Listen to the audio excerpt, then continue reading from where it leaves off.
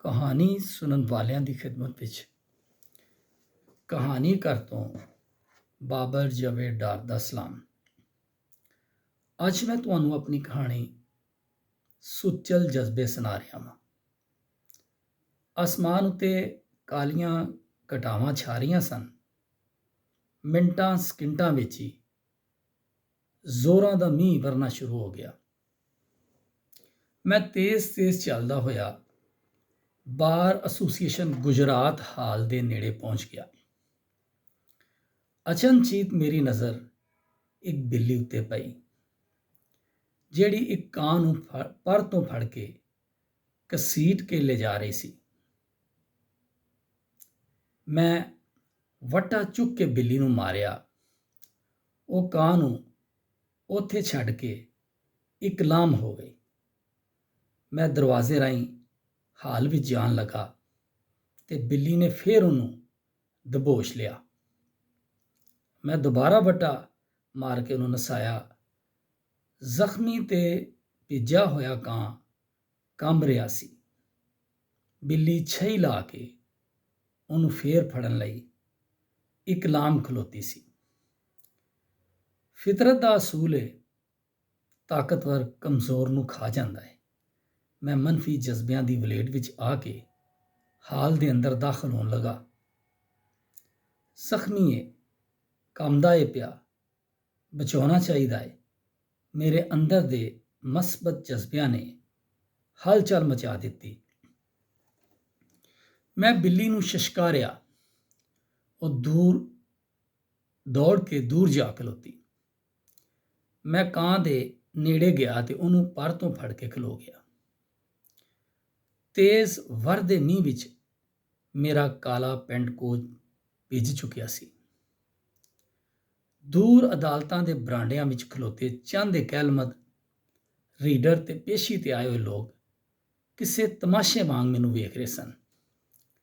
ਮੈਨੂੰ ਕੁਝ ਸਮਝ ਨਹੀਂ ਸੀ ਆ ਰਿਹਾ, ਮੈਂ ਕਾਂ ਨੂੰ ਕਿੱਥੇ ਲੈ ਜਾਵਾਂ। ਕਿਸੇ ਬੁੱਤ ਵਾਂਗ ਵਰਦੇ ਮੀਂਹ ਵਿੱਚ ਕਾਂ ਨੂੰ ਫੜੀ ਖਲੋਤਾ ਸੀ। ਤੂੰ ਇਸ ਜ਼ਲਈ ਪ੍ਰੋਸੀਕਿਊਸ਼ਨ ਦਾ ਇੰਚਾਰਜ ਹੈ ਤੇ ਕੀ ਤਮਾਸ਼ਾ ਲਾਇਆ ਹੋਇਆ ਈ? ਕਾਂ ਨੂੰ ਉਹਦੇ ਹਾਲ ਤੇ ਛੱਡ ਕੇ ਸਾਹਮਣੇ ਬੋਏ ਰਾਹੀਂ ਬਾਰ ਐਸੋਸੀਏਸ਼ਨ ਦੇ ਹਾਲ ਵਿੱਚ ਵੜ ਜਾ। ਮੇਰੇ ਅੰਦਰਲੇ ਮਨਫੀ ਜਜ਼ਬਿਆਂ ਮੈਨੂੰ ਆਖਿਆ, ਇਹ ਕੋਈ ਤਮਾਸ਼ਾ ਤੇ ਨਹੀਂ। ਇੱਕ ਜ਼ਖਮੀ ਤੇ ਠਰਦੀ ਹੋਈ ਜਾਨ ਨੂੰ ਬਚਾਉਣਾ ਚਾਹੀਦਾ ਹੈ। ਜ਼ੁਲਮ ਕਿਸੇ ਸ਼ਕਲ ਵਿੱਚ ਵੀ ਹੋਵੇ ਤੇ ਕਿਸੇ ਜਾਨ ਨਾਲ ਵੀ ਹੋਵੇ, ਜ਼ੁਲਮ ਹੁੰਦਾ ਹੈ। ਮੇਰੇ ਅੰਦਰਲੇ ਮਸਬਤ ਜਜ਼ਬਿਆਂ ਮੈਨੂੰ ਲੁਤਾੜਿਆ। ਮੈਂ ਚਾਰਾਂ ਪਾਸੇ ਵੇਖਿਆ। ਥੋੜੇ ਫਾਸਲੇ ਤੇ ਬਾਹਰ ਹਾਲ ਦੇ ਇਕਲਾਮ ਸੀੜੀਆਂ ਸਨ। ਉਹਦੇ ਥੱਲੇ ਖੁੱਡੇ ਵਾਂਗ ਛੋਟੀ ਜਿਹੀ ਥਾਂ ਸੀ। ਮੈਂ ਕਾਂ ਨੂੰ ਲੈ ਕੇ ਉੱਥੇ ਗਿਆ। ਮੀਂਹ ਤੋਂ ਬਚਣ ਲਈ ਦੋ ਬੰਦੇ ਦਬਕ ਕੇ ਉਹਦੇ ਥੱਲੇ ਬੈਠੇ ਹੋਏ ਸਨ। ਇਹਦਾ ਧਿਆਨ ਰੱਖਣਾ, ਇਹਨੂੰ ਬਿੱਲੀ ਨਾ ਖਾ ਜਾਏ। ਤੁਸੀਂ ਬਾਰਿਸ਼ ਮੁੱਕਣ ਤੱਕ ਇੱਥੇ ਹੀ ਬੈਠੇ ਹੋ ਨਾ?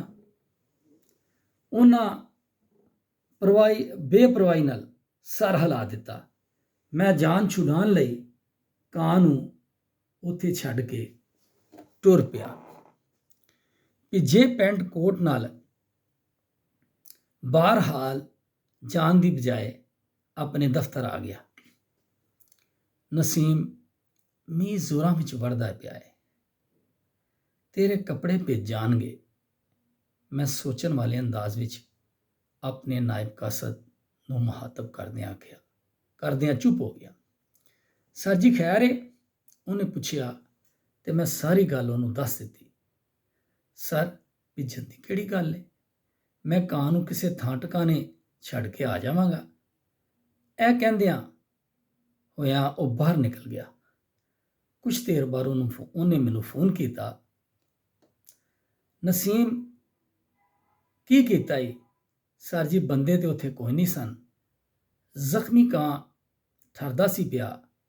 ਸਰ ਜੀ, ਮੈਂ ਆਪਣਾ ਮਫਰਲ ਲਾ ਕੇ ਕਾਂ ਨੂੰ ਵਲੇਟ ਕੇ ਥਾਂ ਠਿਕਾਣੇ ਬਿਠਾ ਦਿੱਤਾ ਹੈ।